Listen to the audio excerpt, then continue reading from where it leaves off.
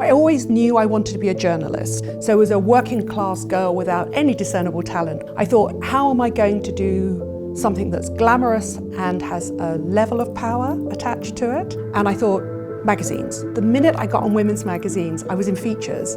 I thought, what department's the most fun, but also has a serious side to it? And for me, beauty was the perfect blend of art and science. That's how I ended up in beauty. I was with a friend who was working in America, actually, in PR at Maybelline. And she said to me, there's a revolution coming and legacy media is going to start contracting and it's all going to become digital. So you'd better pivot your lazy ass. And I started my YouTube channel at the age of 53. And then what I did was I put my first YouTube video up. And I genuinely thought I was going to get thousands of views. And it was like standing at the abyss and going, hello? Hello? Is anyone there? Is anyone there? Tell me a bit about your menopause. How has that impacted on your life, but also your career? Nobody spoke about the menopause when I went through the menopause, and it was only 15 years ago that I started going through the menopause. And I think in a world of Davina McCall, we forget that this is going to sound like bad news to anybody listening to this, but your skin actually doesn't start to age when you go through the menopause. It's the 10 and 20 years after you go through the menopause that you're really going to notice the difference. I don't get these high-pressure 10-step routine. I don't get the filtered desire to be perfect. Because if you have a desire to be perfect when you're young, you're never going to come to terms with getting older. Welcome to Grit and Grace with me, Debbie Wosskow. In this series, I'll be chatting to a whole host of incredible guests to discuss the unique challenges, triumphs, and transformative experiences that often define us as women in midlife. Through shared personal stories and advice, we're going to tackle some of the most important and relevant women's issues to date. I see this as more than just a podcast. It's a movement to change the narrative around midlife, so that women see their second act as a time of opportunity, renewal, and excitement. So join me, Debbie Wosskow, on this journey of grit and grace, sponsored by the Better Menopause, science-driven solutions for women in menopause.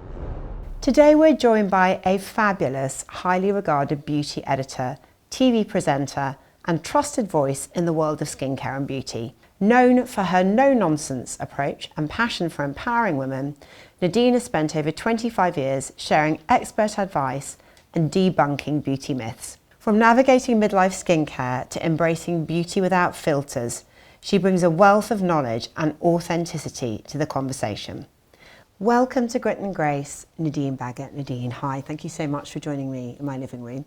It's the most beautiful house. Thank you. It normally looks better than this when it's not a TV set. You've had an absolutely incredible career spanning 25 years plus in the beauty industry. How did you get started? Take us back to the beginning. So I always knew I wanted to be a journalist. And for me, a journalist at the time probably meant a local newspaper. I dreamt about working on women's magazines. Now, you've got to realise that this is a time when magazines ruled the world, essentially. So as a working class girl without any discernible talent, I couldn't sing, I couldn't dance, I couldn't act. I thought, how am I going to do something that's glamorous and has a level of power attached to it? Not well paid at all. And I thought, magazines, that makes perfect sense. So after graduating, I did a postgraduate diploma in journalism, and then I slowly worked my way up through trade magazines and then onto women's magazines. And then the minute I got on women's magazines, I was in features. I thought, what department's the most fun, but also has a serious side to it? And for me, beauty was the perfect blend of art and science. That's how I ended up in beauty. And what's been the most rewarding moment and also the most fun moment in the last 25 years? Maybe even the darkest moment. Actually, let's do the full. You want me to do all three? Come on, all of it. So the most rewarding moment was as a working class girl, and I just hinted that journalists are appallingly paid, but we are treated very well. We are given lovely trips and lovely opportunities. And I remember the time I got to take my parents to a big sporting event, and it was sort of second nature to me, but a car came and picked us up, and we arrived and we were in a VIP booth, and there was endless champagne and food. And to see working class parents that had spent their whole life working in a factory and had sacrificed so much to give me the opportunities I had to get a taste of what I then took for granted was just a really heartwarming moment. Really, really lovely. I mean, I was the first person in my family to go to university, and certainly the first person to have this level of success or of a profession. They were proud. But also I was really touched. I was really touched. I'm a complete daddy's girl, and yes, so that was the moment I was that sort of made my heart swell. I would have to say that the darkest moments, and this is controversial for me to say, is that working in an industry basically essentially powered by women, I was shocked at how women can bully women, and I've been made to cry by a couple of editors in my time. And what was the other one? The good, the bad and the ugly. So those are the most fun things. That's the ugly. The bad is an interesting moment because I also worked in magazines at a tipping point when magazines started to fail because of digital media. And I remember losing my job through no fault of anybody. Basically, magazines were starting to contract, circulations were starting to go down. And I had to cold call the Daily Mail, which was very scary. And a woman picked up the phone and said, she had no idea who I was. And I said, are you looking for freelance journalists? And she said, well, I'll commission you to do a couple of pieces, but I'm not paying you if they're not any good. I was like, okay, fine. So I went away and wrote a couple of pieces. And I remember then getting a message the next day saying, we're running both of them unchanged, they're amazing, you've got a job here whenever you want. And that was a moment where I thought, oh, actually, despite what the bullying editor said that told me I couldn't write, I actually could write. So it's a roller coaster, but generally it's a great industry to work in. I love it. And you've been on a career arc that's involved reinvention. Mm-hmm. Through necessity, really, in a way, because the industry changed, things changed, you changed what you do, and you move from that to being on telly or at the same time. Talk about career pivoting. The podcast is about women's adventures in midlife and the grit and grace that they need to get through this chapter into an amazing life. And we're trying to showcase women who've done brilliant things but who've changed what they do. So how did that feel and when did that happen? So I have always come, and I'm going to steal Bethany Frankel's phrase here, I've always come from a place of yes. So as a young person being given opportunity, I would always come from a place where if I was asked to do anything, I'd say yes. So went to work on women's magazines, got a phone call one day from the press office and they said to me, do you want to go and present an item on television? And I didn't think for a second, I just went yes. I had zero experience. And magazines and newspapers and television companies are quite closely aligned because they tend to sort of steal ideas from each other. And what would happen was I would write a piece for the Daily Mail and then a television company would want to run it as an item. And I think they probably thought, oh, well, rather than pay a presenter to come on and present it. So that's how I ended up getting into television. So I'd done the writing and I'd done the presenting. And then what happened was magazines started to contract. And I was with a friend who was working in America, actually, in PR at Maybelline. And she said to me, and this was probably about 10, 12 years ago, she said to me, there's a revolution coming and legacy media is going to start contracting and it's all going to become digital. So you'd better pivot your lazy arse and go and create a YouTube channel. Or Instagram wasn't even around. So that's why I was forced to do YouTube. And I started my YouTube channel at the age of 53. And How did that feel? I uploaded my first piece of content when I was 54. Frightening, but I was also ridiculously naive. I'd come from... How did you film it? What happened? So I had to force myself to do it. So I'm comfortable in front of the camera. That's not a problem. I'd done years of live television, mainly on This Morning, although I'd also worked for the BBC as well. But I had to learn to set up my camera, edit, light, do my sound myself in a very amateurish way compared to the setup you have here. But it was a moment that I think, my only regret is I didn't do it sooner. And it was a moment that I thought I already have the skills needed, but I need to develop a few new skills and then start doing it. And then what I did was I put my first YouTube video up and I genuinely thought I was going to get thousands of views. And it was like standing at the abyss and going, hello? Hello? Is anyone there? Is anyone there? So I was naive, but I think that naivety was an advantage because within a year I'd started getting paid content and it started, because I was doing it all in my spare time as well as having a full-time job. And that's quite scary when you're in your sort of early 50s at a time when most people are being put out to pasture. But then it started to tick over, and then I started to realise that my friend in America was right. You have to be a multi-hyphenate now to survive. And even now, so it's been how many years? It's been nearly 10 years since I started. I have people come up from legacy media going to me, you really did it. You weren't messing around, right? Talking about grit and grace, I have a lot of grit. Meant it. Do you think of yourself as an entrepreneur? I don't. It's very interesting. I don't know. It's silly, isn't it? Because I think of people like you that own brands and that employ people as an entrepreneur. I consider myself a self-employed, I will always be a journalist. I'm not an influencer, I'm not an Instagrammer, I'm not a TikToker, I'm a journalist. So I consider myself a journalist, and I'm very proud to be a journalist. But I don't consider myself a brand, I consider myself just me. So I admire... I think you are. Thank you, but I admire female entrepreneurs so much. I support female brand founders so much because I admire the extra effort they go to do what they do. And I admire people that employ other people and end up creating this sort of network of powerful people and families that they support. I admire that probably more than anything. So let's get to the meat of it all. What should we be doing in midlife? And what happens when you hear from women aged 46, 7, 8, 50 who say my face is falling off? What do I do? I get hundreds of DMs a day, and I go out of my way to answer them, and I try answering them. And then one of the nicest pieces of feedback I get is, oh, you really do answer your DMs. You're a real person. Yeah, I'm a real person. And I think what's happened is I have gone through an arc of being a beauty editor on various glossy magazines and newspapers, where the arc is that the big 5 beauty companies would court you and do lovely things for you in a sort of unspoken rule that you would then write about their products. So it's editorial, but it has a hint of advertising about it in beauty and in fashion and even in travel. And I think that's very interesting, and I noticed that coming out of features. So that was the arc, and then what happened was there was a revolution in the beauty industry at exactly the same time there was a revolution in legacy media. So while legacy media was contracting, I happened to interview probably the greatest beauty entrepreneur, probably since Anita Roddick at The Body Shop. And that was the gentleman that started The Ordinary, did the Deciem company's Brandon Truax. And Brandon Truax was a true revolutionary. And he essentially had spent a while working in finance for one of the big beauty companies that I shan't name here, but that most people would know if they know anything about Brandon Truax.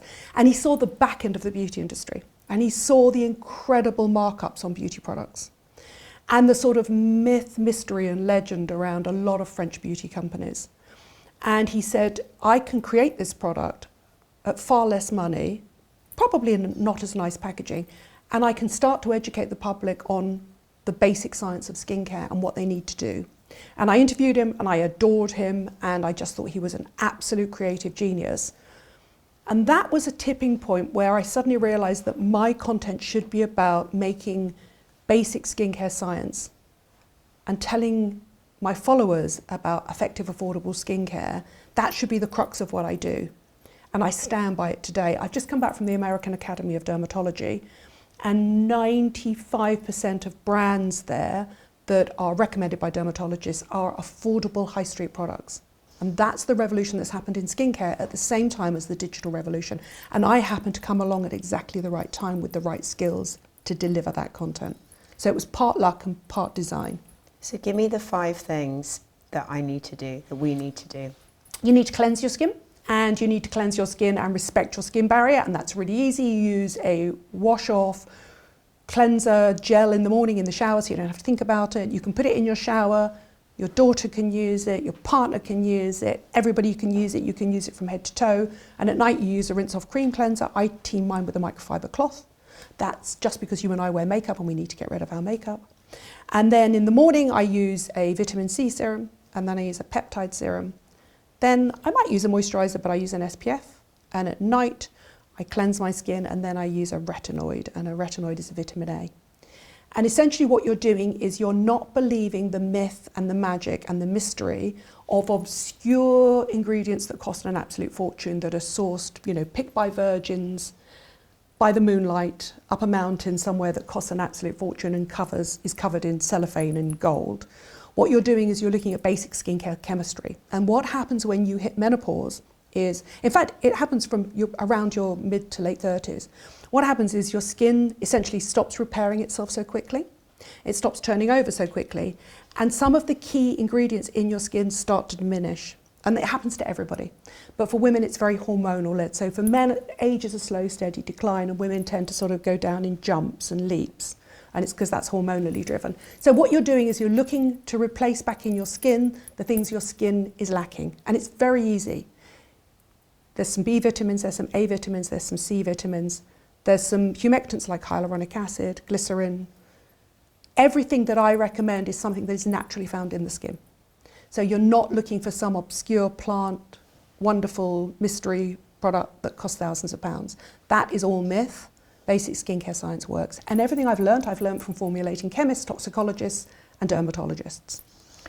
What about tweakments? I Yes. sort of hate the word. Yes. But do we like the word? I hate the word because I think it diminishes what is actually quite serious. Yes. And I Talk am to a me fan about of that. tweakments. Okay, what? So I've been a human guinea pig over the years. I really have. It's your You've job. done everything. It's your job. Yeah, It's absolutely. as a beauty editor, it's your job.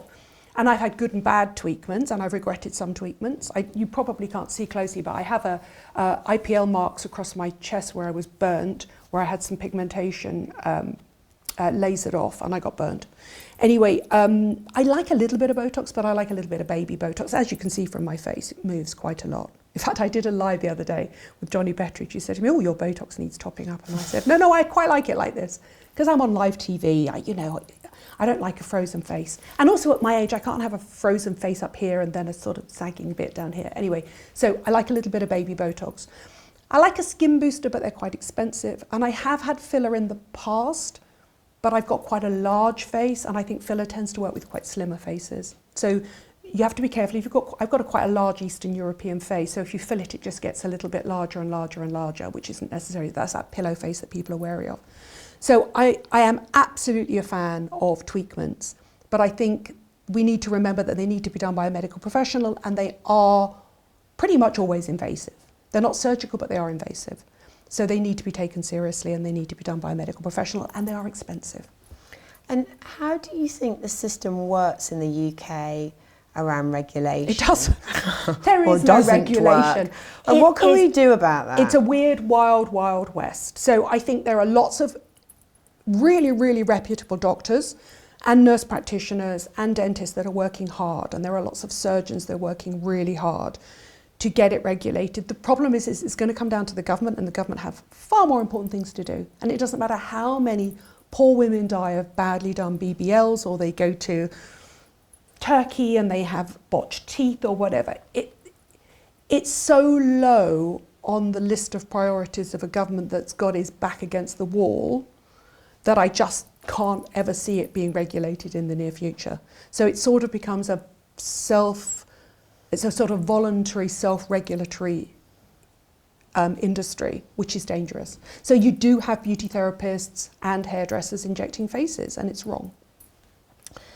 What about supplements? I'm doing the full list of you. Right. Is it worth taking collagen? I don't take collagen. I feel that the research is coming in now about joints, and I think it works well for joints. I think the research has come in from a couple of companies, and you need hydrolyzed collagen, which is just broken down collagen. Both either marine or bovine, which comes from a cow, and it's been shown now to improve hydration within the skin. And actually hydration is important. It seems like it's a throwaway thing that you can put a moisturizer on, but as you get postmenopausal, the skin finds it harder to hydrate. So from that point of view, yes. From a compliance point of view of drinking it every day, you need 20 grams of hydrolyzed marine or bovine collagen. That's quite a lot, and it's quite expensive, and it has a tendency to taste just a little bit fishy or beefy. I don't eat red meat for various different reasons, but I don't eat red meat, so mine would be marine collagen. I know lots of people swear by it. I think the jury is still out and I still think it's expensive. I think probably if you're going to have to choose between that and a good moisturiser and a retinoid at night, a vitamin A at night, I'd probably spend my money there. However, I do take other supplements. I lost my hair in COVID, or it thinned a lot, which was partly hormonal and partly related to COVID. So I then went to a trichologist and had a full blood workout, and I take iron, vitamin D. Everybody should be taking vitamin D in the UK anyway. I take probiotics because I have a lifelong history of IBS, although it is easing now, I'm getting older. And so I take 2 different probiotics. I take vitamin D, I take iron, and I have to have B12 injections because I can't absorb B12 as well. So, do you put anything on your hair? I have hair problems because I have thyroid issues. your hair is gorgeous. It's not mine, Di. But does any of that work? Do you know, I have to say, undiagnosed thyroid issues is one of the most common causes of thinning hair. And one of the things I always say, because I get hundreds of messages whenever I speak about my hair, and mine is female pattern hair loss, so mine is through here, those little sort of balding bits there. So it's just the fringe really, the rest of it is fine. I always say, you need to go and have a blood test. You can't take blind supplementation. And the problem with social media is people don't want to read my articles or watch my videos. They just say, tell me what to take. Just the one supplement. And I say, you can't. You need to have a blood test. You need to get diagnosed with the vitamins and minerals you're missing or the hormonal issues you have. So for example, for you, it could be thyroxine. For me, obviously, I need HRT to try and balance out the action of the androgen through here, which as you get older, the action of the androgen on the hair follicles affects the hair loss. So I do believe in supplements, but I believe in some sort of medical diagnosis first, and sadly that can be expensive.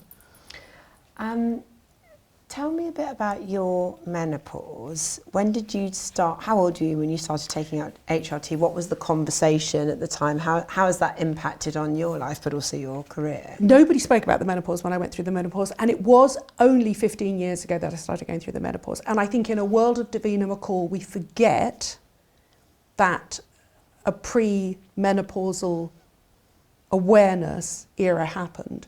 So I was raised by a mother that never spoke about it. I never spoke to my sisters about it. And as usual what happens, because I was a health journalist as well as being a beauty journalist for years, as usual what happens is if I go through something, I then own that.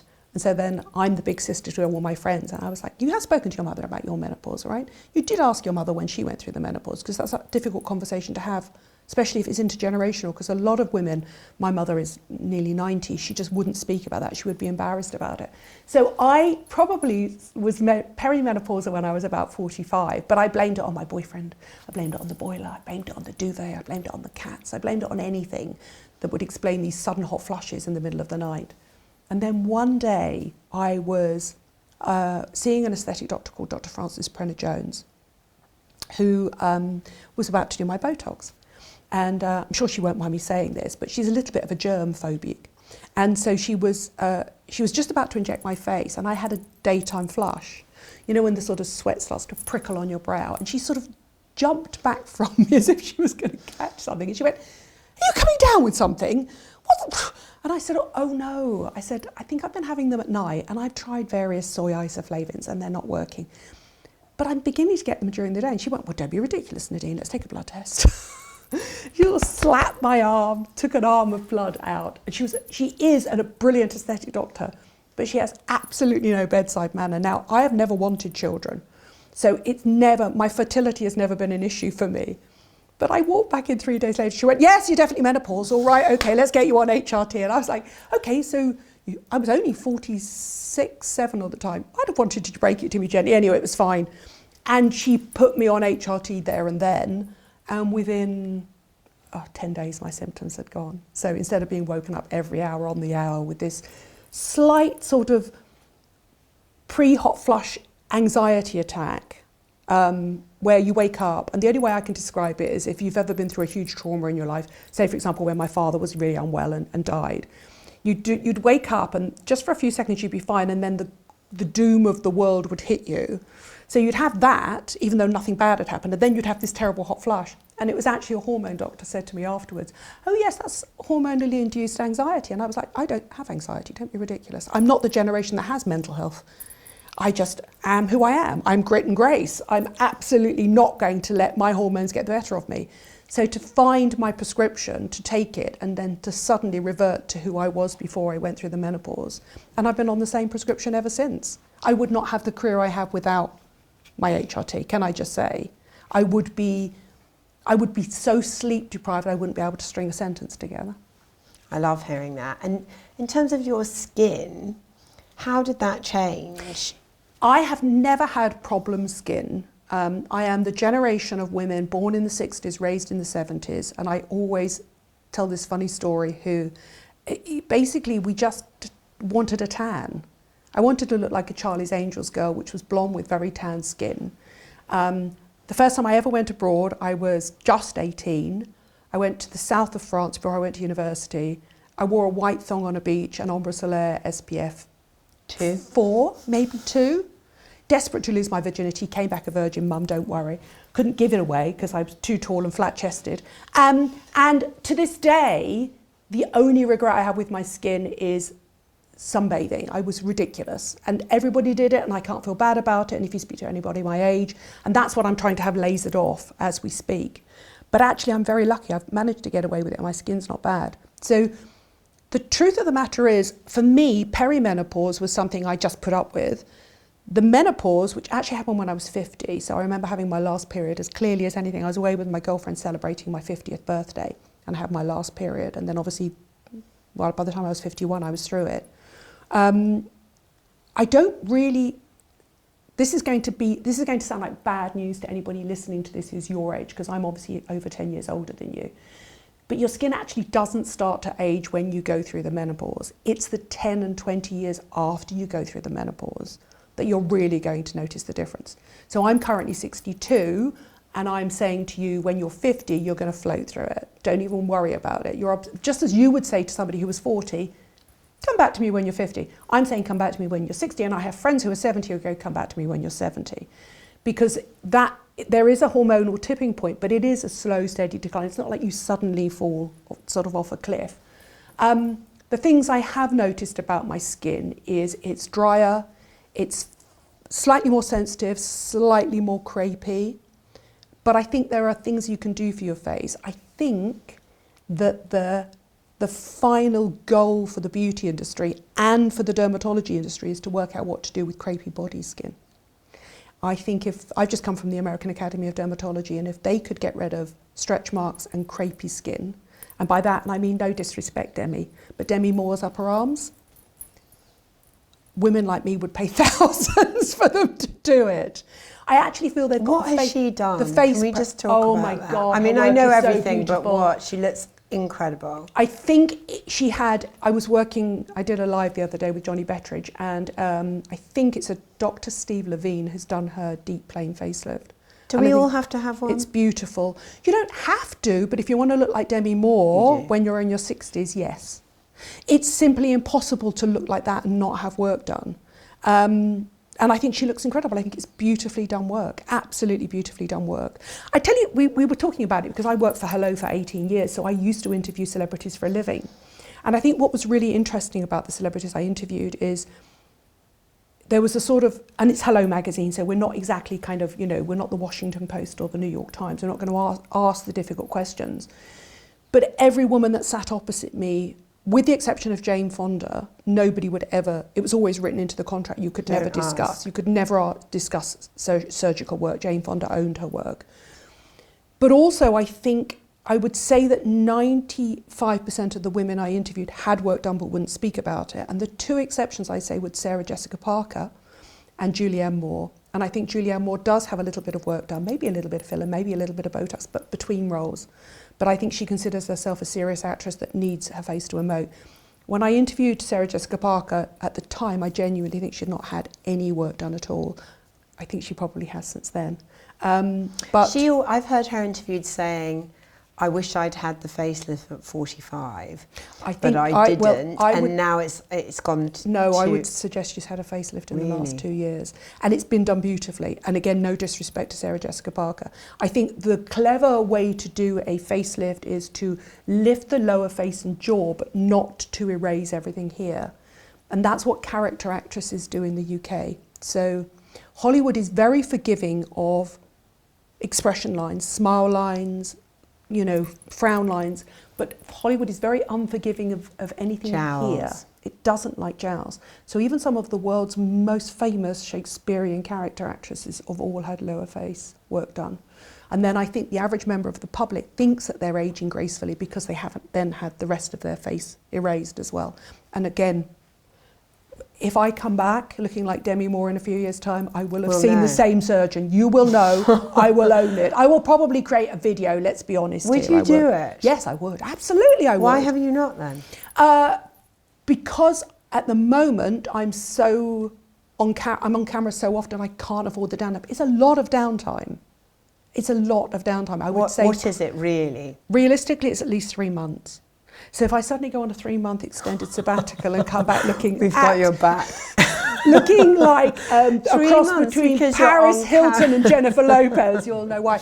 I am on camera at least 4 times a week. It's very, very hard to get away with that. But again, I admire people that do it. I think if you've got the money to do it, this is the shocking thing. A friend of mine, a really good friend of mine, has just sold his beauty company for the 2nd time, and I shan't name him because I don't want to out him. He's gone to a really big American LA surgeon. They have the best surgeons in the world. It's cost him £250,000 to get his facelift. And they've done a really good job on his face as well. And when he Googled it, I said, you didn't come and ask me who I would recommend. And he went, I just wanted the person that did Kris Jenner. And I think, why not? If you've got the money to spend it, go for it. Sell your business, £250,000. Reassuringly expensive. All right, I'm parking that whole thought. I'm now thinking about timelines. You need to get Alice Hart-Davis on if you want to talk about facelifts and surgeons and aesthetic doctors, because she's the one human guinea pig I look at who's a similar age to me, and I just think she has everything done, and I admire it so much. But I'm also quite a wimp. I'd have to be knocked out. I don't want to be awake for any of these treatments. Would you feel a responsibility to talk about it? Oh, yes.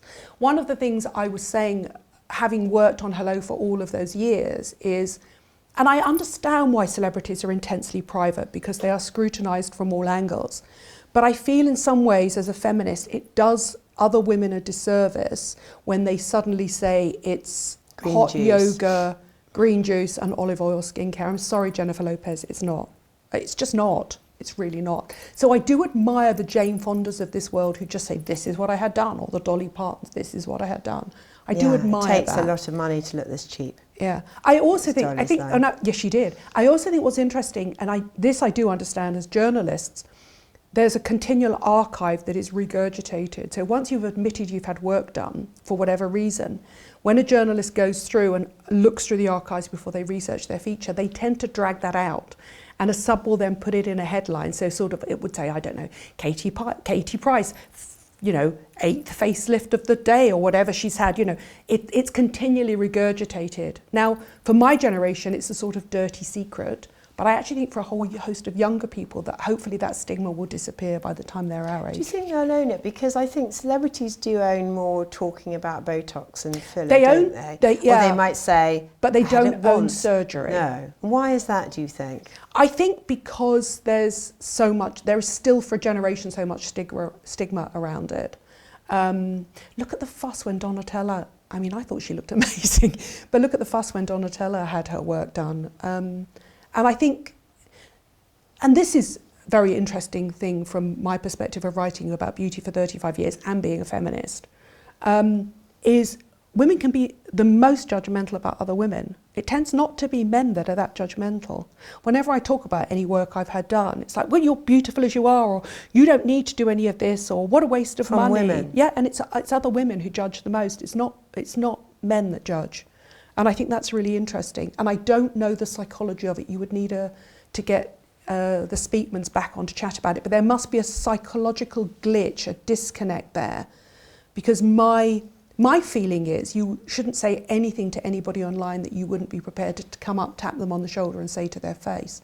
And I have a very supportive, very grown-up, slightly older following who are very respectful. And the only time I ever delete comments on my social is if they're being rude about my guest. I don't care what they say about me. I really don't care. And they tend to be quite nice about me. I mean, God, I just did this morning without any makeup on. As for a thing? Yeah, because Okay. Pamela Anderson did it. Yeah, okay. And so they were like, you're going to come on and do a whole item without any makeup. And I was like, God, okay. Never watched it back, obviously. Yes, I think it's very interesting. There's a disconnect with women. I want women to empower women no matter their decision, no matter their choice. I recently did a podcast live where people were chatting about women's skincare routines. And somebody said to me, you know, have you ever slept in your makeup? And I went, who didn't sleep in their makeup in their 20s and 30s? Have you ever sunbathed? Who didn't sunbathe in their 20s and 30s? You know, what's the weirdest thing you've ever done? And I said, land, literally 2 years ago, land without my luggage, go into a hotel room and use whatever was available, including the soap and the body lotion, to cleanse my face. Your face isn't going to fall off overnight. That's life. That's relatable. I don't get these high-pressured 10-step routine. I don't get the filtered desire to be perfect. Because if you have a desire to be perfect when you're young, you're never going to come to terms with getting older. Because as you get older, you're slipping away from that societal view of what is perfect every single day. And you have to realise that getting older is a privilege, but also a challenge if you buy into society's perception of perfection. How do you feel about anti-aging as a term? I don't have a problem with it because for me, I've grown up with it. I'm a generation that are really hard to offend. I mean, we're just Teflon, my generation. So I don't, and it's a category within skincare, so I don't find it offensive. But I understand the socio implications of saying you're anti-aging. I understand it, but they're actually talking about a mechanism within skin. They're not really talking about it. And what's the alternative? Pro-aging? I mean, I'm not necessarily pro-aging. I think it's a privilege, but I'd quite like to turn back the clock and be 37 again. Would you? Yes. Dream Oh, you know age. what I'd like? Go on, where would you be in your life? Actually, I'd be 47, just pre-menopause, because I was doing reformer Pilates 3 times a week and I was in the best shape of my life. So just pre-menopause. And I think also at that age, you are sufficiently mentally mature to cope with most things in life. But physically, if you look after yourself, you can be in your peak. But what I'd really like is I'd like the body of an 18-year-old, but my mind the way it is now. And then you and I would rule the world, Of course right? we would. We are anyway. We'd be too dangerous. I'd be too dangerous. If I could get my 18-year-old body and then stick my 62-year-old brain back into it, I just wouldn't put up Did you with half. appreciate your 18-year-old body when you were 18? No. I always tell a story, and I hope my mother isn't listening to this. I remember the first time I ever slept with somebody.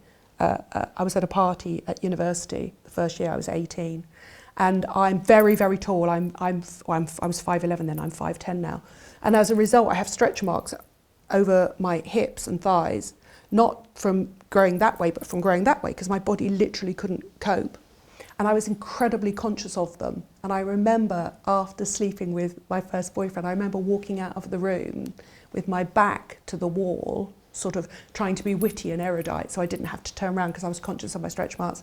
My God, that man wasn't good enough to kiss that backside, let alone for me to walk out backwards. And that's the difference now, realising that actually, and do you know, it was very interesting. I then went to work with supermodels who were all really tall, and a lot of them have stretch marks as well, and that made me feel better about it. But yeah, when if you try and inhabit a world of perfection, you're going to go insane. What do we totally waste our money on? I think we totally waste our money on home gadgets that we don't use every single day. Don't tell me that. Red light masks? No. Not even every day? An LED light mask would need to be used for at least 10 minutes every single day, and I'm not compliant. Now, I think I'm busy. I suspect, looking at your bio, you're a lot busier than I am. Do you have 10 minutes to spend every single day? I do it every day, but remember, I don't sleep. So I do put it on. You are the Margaret Thatcher of the modern world, right? Yeah. That's not a compliment. It is a compliment. It is a compliment, because no matter what she stood for, I'm old enough to realise I voted for her because I thought as a woman she would change the world, and I didn't realise. It was the last time I ever voted for a Tory. But I think what's really interesting about that is she famously only slept for 4 hours a day. And I have to be open-minded as a feminist and say that she was a feminist. She truly was a feminist icon. And she ruled that Parliament with a rod of iron. And those men. And those men. I don't disagree. So you never want this picture, but I put it on and I put my glasses over the top. And I do my email, yeah, do your emails. So as long as you're using it every single day, I'm fine, but don't expect miracles of it. And the same would be true of all gadgets. So, for example, I really like the new Neura laser. I think it's excellent. There's a radio frequency gadget that's amazing. But unless you're going to use them every single day, they're not going to work. And I always think of them as being the modern equivalent for my generation. We used to get foot spas. Do you remember the foot spas you used to get when you were younger? You get one for Christmas, use it once, and then it would just be gathering dust and then up in a charity store. Unless you're going to use it, don't spend your money on it. And if it's a choice between that and good skincare, buy good skincare. And don't sunbathe. Please, people, don't sunbathe. Really? Yes, sorry. Outdated beauty practices that you'd say, don't do that, that's dangerous. I don't think there are many beauty practices that are dangerous. The concepts I don't get are the disconnect between companies telling you have to apply your eye cream with the ring finger, so it has to be a ring finger, so most dental, so you do this with an eye cream, right? And then selling you a gua sha tool, where you're literally dragging a stone across your face. Don't do that. And no, don't do that. Don't stretch your skin. I mean, the disconnect between telling you can't do that to put your eyeliner on, which by the time you're my age, you need to do that, otherwise you'll get little jaggedy marks in your eyeliner. But that's fine. You can massage your face and pull it around. Don't stretch your skin. It's just not good for your skin. Never buy a beauty product on a credit card that you can't pay off at the end of the month. Great tip. And genuinely, there has been such a revolution in skincare in the last 6 years. You can buy everything you need from Boots and Superdrug. You really can, I promise you. You can get great vitamin Cs, you can get great vitamin As for night, you can get great SPFs, you can get great moisturizers, humectants, products for breakouts, body products. They're all available on the high street. And skincare on the high street has never been better than it is now. There used to be a huge disconnect between quite rubbishy high street products and quite high-end, beautiful products. And now there's just this beautiful... If you go into Boots, they tend to be called dermatology approved or dermatological skincare or clinical skincare, and you'll see 2 aisles of all those brands, sort of La Roche-Posay, Bioma, Bubble, Aven, Aveeno. Everything you need is there. Everything you need and more is there.